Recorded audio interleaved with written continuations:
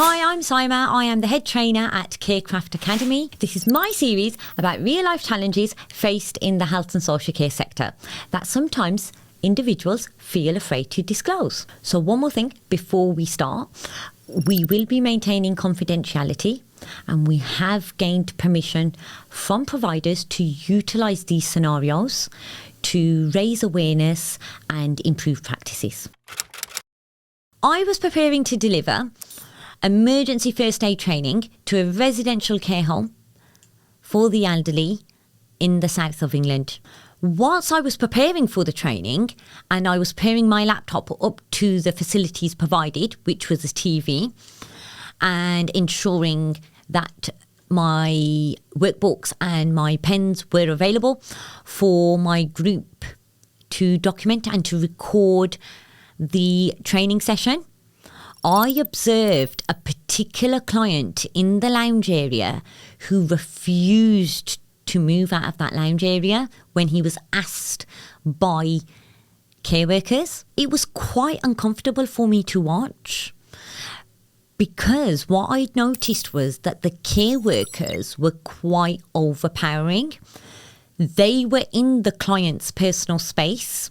Whilst the client was seated on a sofa, the care workers were in fact standing. I had to stop my preparation.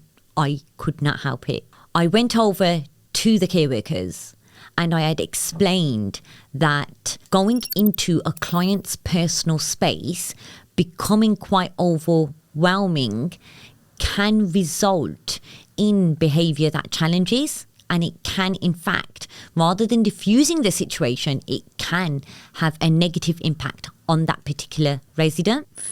And also, this is the resident's own home. I felt quite uncomfortable to see how care workers were approaching him. The training needs to go ahead, but this is also the resident's own home. The resident became quite distressed. He did become verbally aggressive towards his care workers, although he did not carry out any aggression.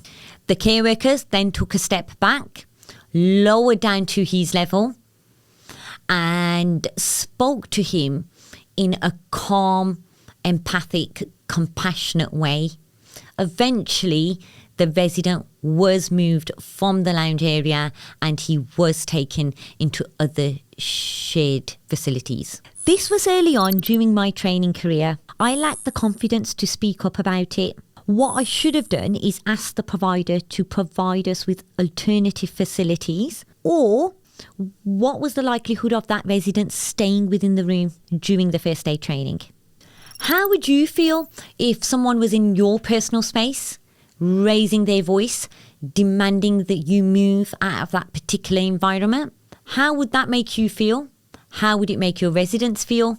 And what would you do if you did observe a colleague behaving in such a way towards a client? How would you overcome the situation? What this shows is that we can become task-orientated. What would you do in that situation? Have you got a scenario that you can reflect on where your approach has changed or where you became task-orientated? Let me know in the comments below.